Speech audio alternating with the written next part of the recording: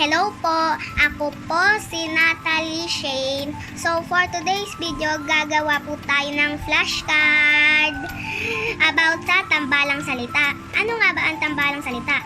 Ang tambalang salita ay nabubuo sa pamamagitan ng pagsama ng dalawang magkaibang salita upang makabuo ng bagong kahulugan. So meron na po ako dito mga ginupit na mga halimbawa ng tambalang salita at ididikit ko po muna ito dito.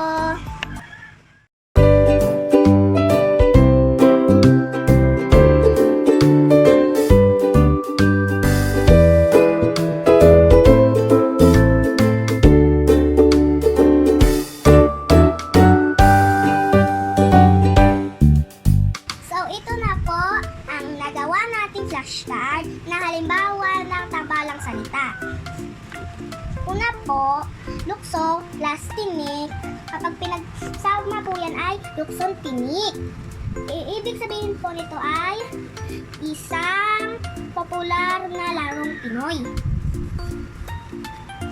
Next po ay lakad plus pagong. Kapag pinagsama po yan ay lakad-pagong. Ibig sabihin po niyan ay mabagal maglakad. Next po ay mata plus lawin.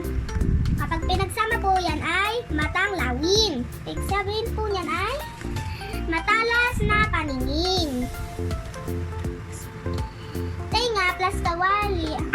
Kapag pinagsama po yan ay tengang kawali. Ibig sabihin po yan ay nagbibingi-bingihan. Next, boses plus palaka. Kapag pinagsama po yan ay boses palaka. Ibig sabihin po yan ay sintunado. So, yun po ang mga halimbawa ng mga tambalang salita. Sana po may natutunan po kayo. Salamat po. Thanks for watching!